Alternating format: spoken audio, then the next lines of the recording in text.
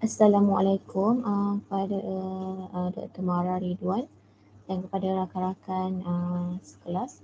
Nama saya Sarina binti Imamuddin, GA 04651. Saya akan membentangkan tentang tugasan pembentangan 2 bagi syarikat Dutch Lady untuk subjek analisa pelaporan kewangan analisis industri.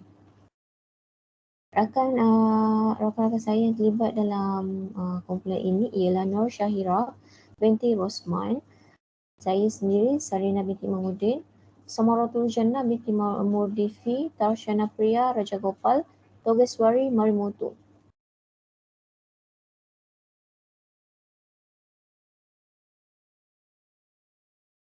Okey, kepada manajemen, kita berbalik pada manajemen, discussion dan analisis. Yang pertama ialah memacu kebaikan tentang pendidikan susu untuk negara yang sihat, iaitu untuk menyediakan pemakanan yang sihat dan mampan kepada semua orang pada semua peringkat umur sekarang dan pada masa hadapan, dan untuk mengurangkan kelaparan di dunia dan menggalakkan kesihatan dan kesejahteraan yang baik. Okey. Yang kedua, memacu tindakan mampan di peringkat ladang termasuk pengeluaran, iaitu untuk memacu penternakan tenusu yang memberi tumpuan kepada kelestarian haiwan dan ekosistem sambil meminimumkan kesan karbon. Yang ketiga, menyampaikan sasaran pengurangan pada logi semasa dan baharu, iaitu mempunyai proses pengeluaran yang mengurangkan penggunaan air dan tenaga dan neutral karbon dioksida.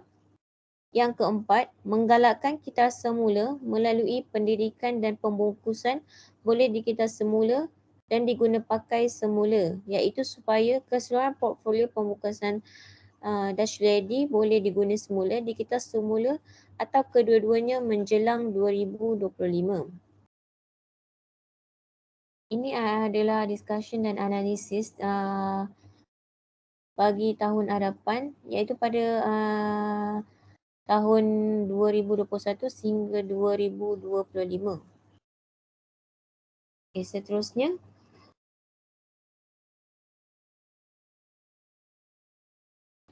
Ini terdapat matlamat utama dalam pembangunan yang mampan. Sini kita dapat lihat 5 daripada 17 matlamat dalam Dutch Lady, iaitu yang pertama ialah sifar kelaparan. Dutch Lady menyediakan peluang pekerjaan di zaman pandemik.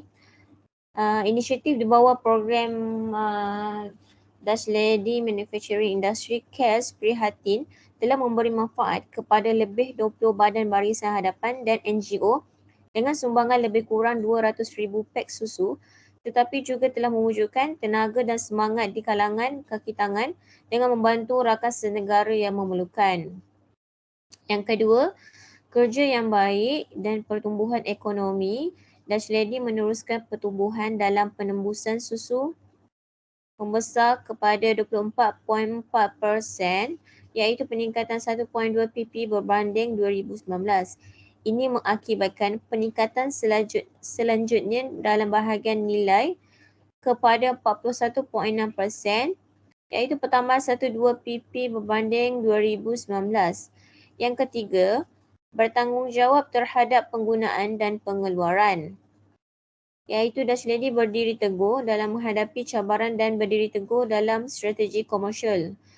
Dutch Lady juga kekal tangkas dalam pendekatan prestasi komersial dan muncul kukuh dengan peningkatan volume keseluruhan sebanyak peningkatan 7% berbanding 2019 sebagai jumlah syarikat. Yang keempat ialah tindakan iklim. Yang kelima, kehidupan di darat. Okay. Kita lihat kepada CEO discussion. Yang pertama ialah cabaran yang luar biasa pada tahun pandemik COVID-19.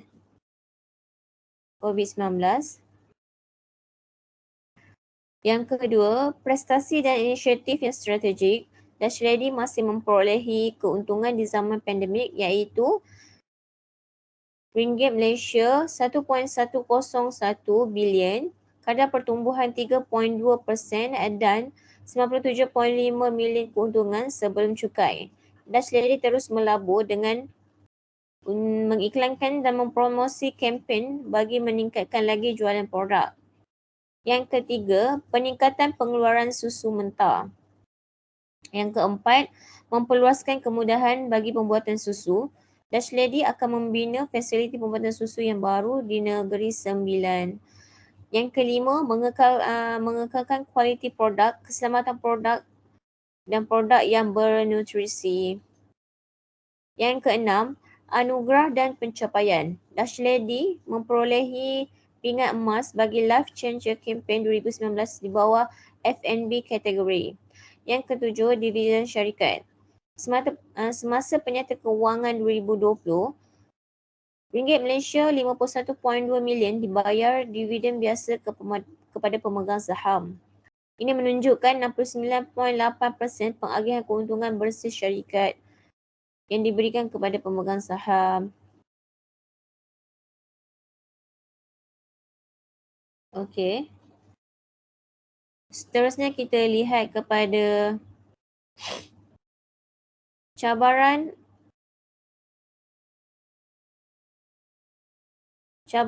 pertumbuhan ekonomi syarikat.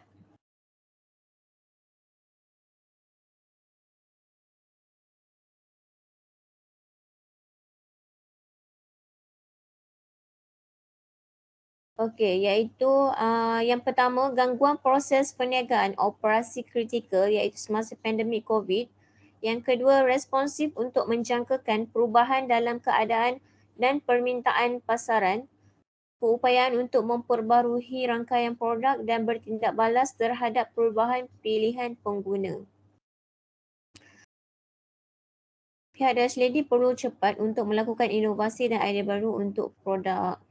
Yang ketiga, kualiti produk yang teruk atau pencemaran produk yang menyebabkan bahaya kesihatan kepada pengguna. Produk yang berkaitan makanan sangat mencabar dan perlu diteliti semasa proses pembuatan produk. Yang keempat, potensi kehilangan reputasi akibat insiden atau perubahan pendapat umum. Iaitu jika pelanggan tidak suka akan produk baru, ia akan menjejaskan reputasi syarikat, malah akan menjejaskan jualan syarikat juga. Yang kelima, perkembangan yang tidak menguntungkan kedudukan kewangan syarikat.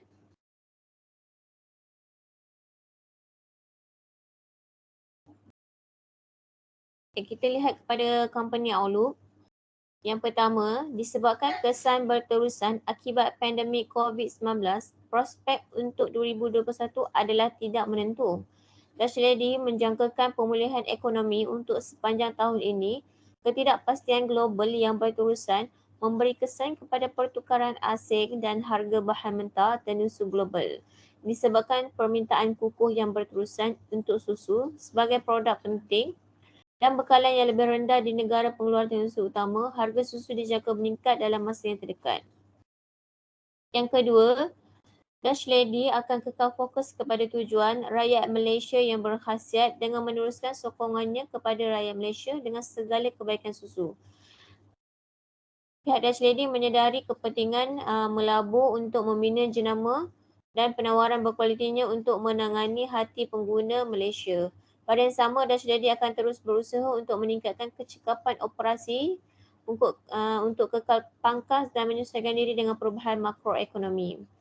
Yang ketiga, dalam jangka masa panjang, projek Dutch Lady akan kekal positif berikutan kekuatan jenama kami dan keperluan serta pengiktirafan yang semakin meningkat terhadap kebaikan dan nilai pemakanan susu dalam kalangan rakyat Malaysia.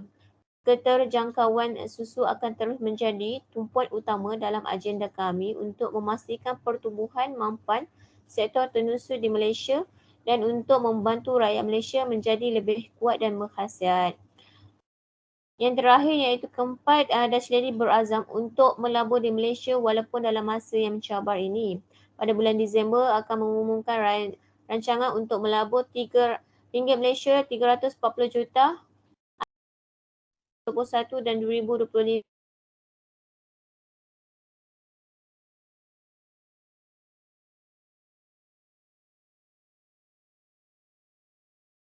Okey, itu saja. Sekian, terima kasih.